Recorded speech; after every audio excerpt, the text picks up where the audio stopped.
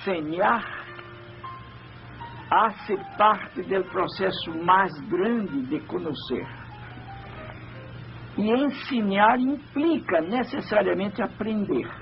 Podemos dizer que a educação, ou que a prática educativa é sempre uma certa teoria do conhecimento posta em prática.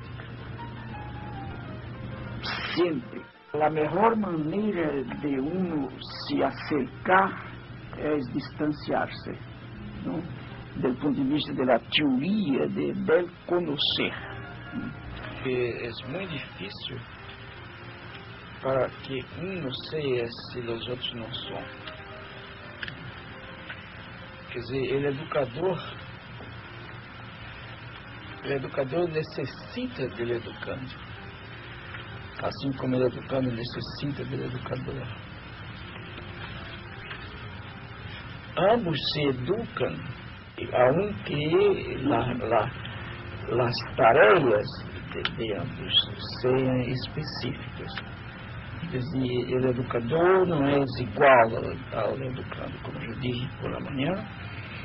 O educador tem que educar, o professor tem que ensinar, e o educando tem que aprender. A questão é saber como se dão estas relações de tal maneira que é uma prática democrática. Depende de certas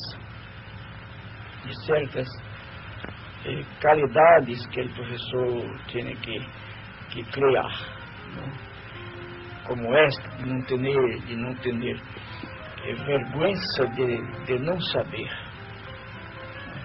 de não conhecer alguma coisa que o educando lhe pergunta, como, por tanto, a qualidade da humildade.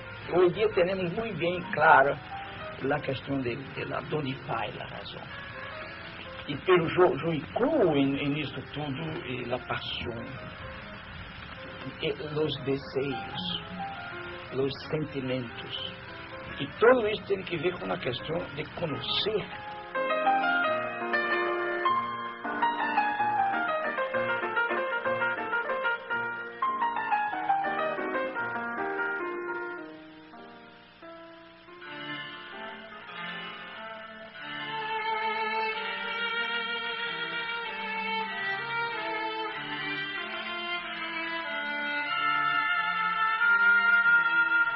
A outra questão, por exemplo, é perguntarmos qual é nossa compreensão do acto de ensinar e qual é nossa compreensão do acto de aprender. E foi exatamente a partir de aí que eu hice a crítica a lo que eu chamei de educação bancária. Tu não podes ensinar nadie a amar, tu tens que amar. A única forma que tu tens de ensinar a amar é amando. E o amor é realmente eu creio que o amor é a transformação definitiva. Isto me disse novamente que há que partir, há que saber partir do nível onde o educando está. Os educandos estão. Este é um nível cultural, ideológico, e por isso que o educador tem que ser sensível, o educador tem que ser esteta, tem que ter gosto. A educação é uma obra de arte. O educador tem que ser ético, ele tem que respeitar os limites da pessoa. Eu não posso entrar em ti e respeitar-te. Eu tenho que respeitar teus sonhos, de respeitar teus medos. Eu devo também tocar os teus medos. Como é psicoterapeuta, às vezes, psicanalista. Se tu trabalhas com um grupo metido no silêncio, há que encontrar um caminho para que ele rompa o silêncio. Agora, às vezes nós não encontramos realmente, não há receitas para isso, não encontramos o caminho certo o caminho certo para alcançar o miolo do silêncio. Se o grupo me quer escutar, não puedo negar-lhe minha voz.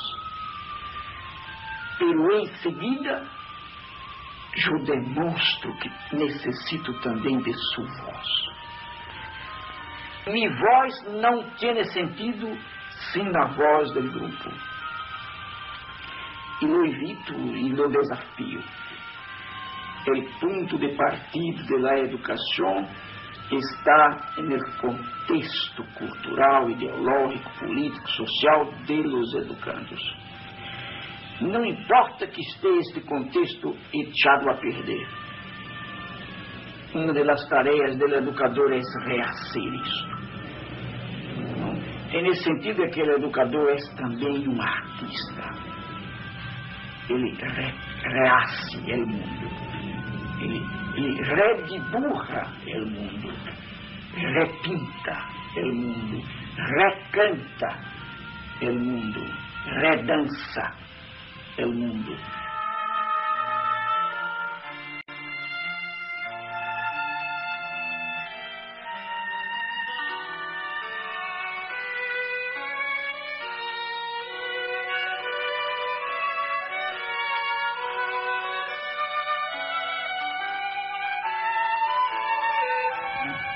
Porque quando Deus dijo, nombrarás as coisas, isto é, darás nome a las coisas. Bem, me perdone esta hora, porque eu tenho que pedir primeiro perdão a Deus, de fazer uma análise de contexto, análise de texto. É uma grande ousadia, não é? Solo é possível dar nome depois que se hacen as coisas. Quando digo darás nome às coisas, ele dijo, transformarás o mundo para que puedas dar nomes às coisas. E é esta coisa que às vezes a própria igreja olvida e desarrolha uma ideologia imobilizante que obstaculiza que os homens e as mulheres reagam no mundo. A ideologia imobilizadora é contra esta afirmação do livro de Gênesis. É se assumimos a coautoria de sua obra. Se não nos tornamos coautores, Deus seria bancário. E ele não poderia ser bancário porque ele não poderia contradizer-se.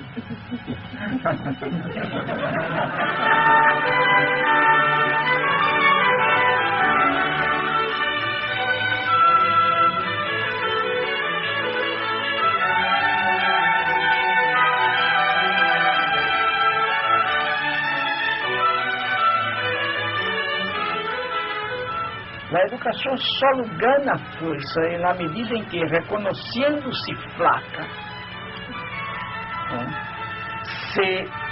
se entrega à labor de clarificação das consciências, para que os indivíduos se associem, se mobilizem, se organizem para transformar o mundo mal. Nós outros aqui, como educadores e educadores, ou somos um pouquinho loucos, ou não haremos nada.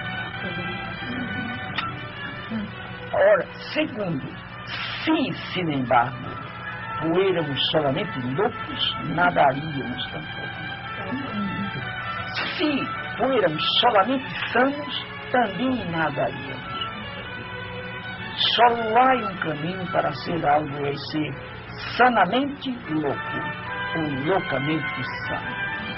Durante o processo, este educador que ama, que portanto é louco e sano, vai ter dever de ir a pouco e pouco mostrando as consequências de um processo crítico de conhecimento do mundo.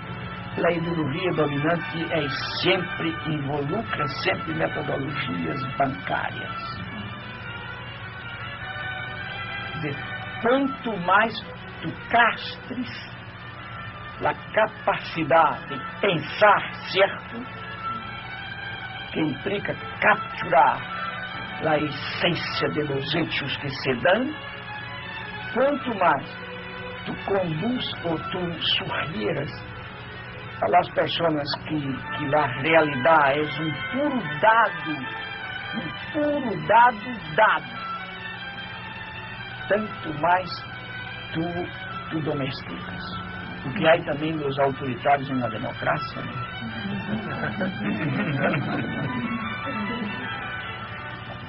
Foi por esta razão, e não porque eu estava metido com a alfabetização, que eu fui à Caixa, que eu passei 16 anos fora do Brasil.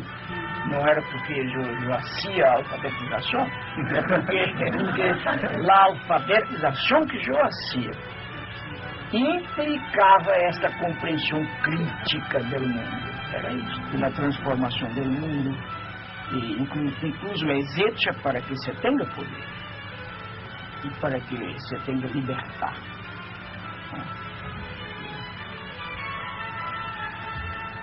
Em terceiro lugar, a aquisição de poder, aun quando exista uma dimensão individual com relação ao poder, é uma tarefa social.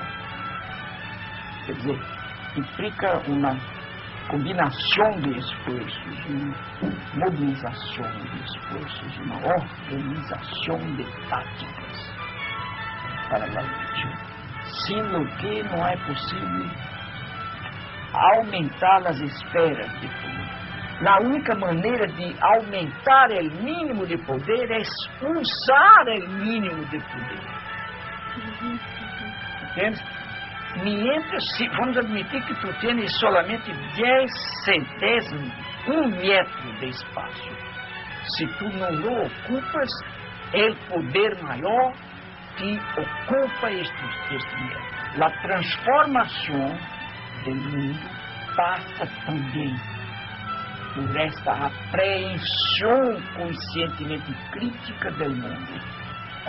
O que há é um processo contraditório permanente, um movimento contraditório em que a consciência, se reconhecendo condicionada, é capaz de intervenir em ele condicionante.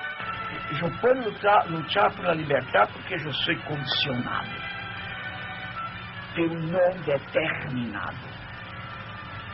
Isto é, em sendo condicionado, eu me reconozco condicionado e então peleio contra as forças que me condicionam. Não se trata de sacar os dominantes de agora para ser os dominados e poner em seu lugar os dominados de aí para ser os dominantes de agora. Para ser isto, eu te confesso que quedaria em casa. Então, toda a gente que me diz que não hace nada por a transformação, porque a transformação tem em si este risco, e eu digo, não, esta é a melhor maneira que tu tens de não fazer nada. Em qualquer momento, se existo, me arrisco.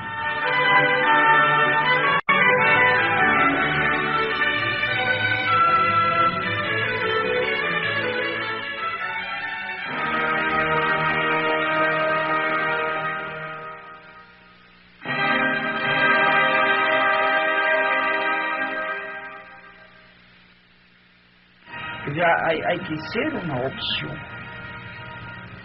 opção ética, uma opção política, uma opção de quenes querem ser também sujeitos.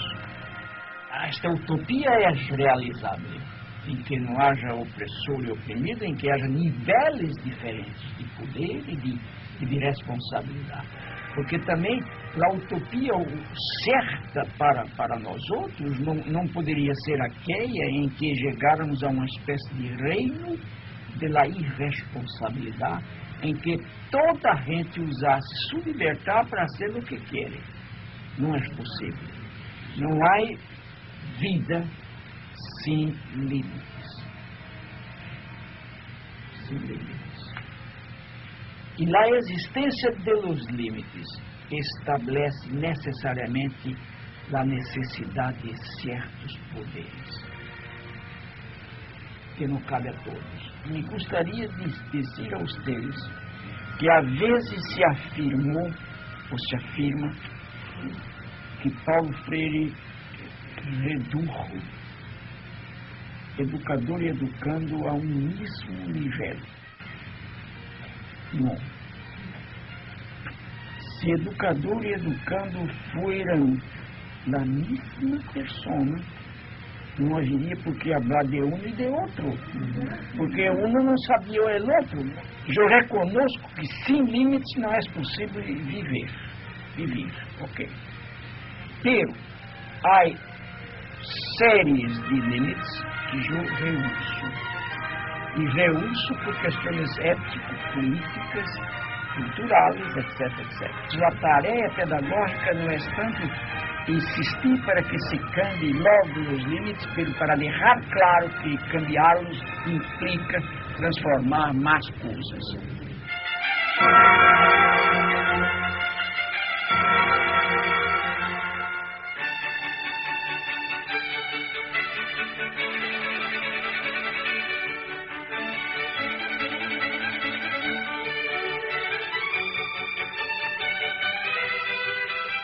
Porque, mire, as escolas não se transformarão a partir de elas. Nem tampouco se transformarão se não entram se não aceitam o processo de câmbio. Então, o processo de câmbio não pode deixar de vir de fora, mas não pode deixar de partir de dentro. Não? É dialética a questão. Eu há uma resistência do autoritarismo, incluso do autoritarismo que se pensa e se proclama progressista. Então, o argumento, por exemplo, é muito este aí.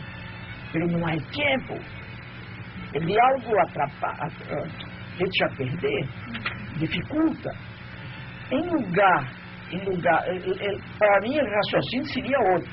Seria, se a estrutura como está não permite o diálogo, há que cambiar a estrutura.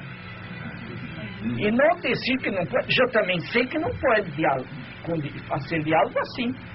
Por essa razão, há que cambiar o currículo. Tomando o currículo como a totalidade da vida dentro da escola.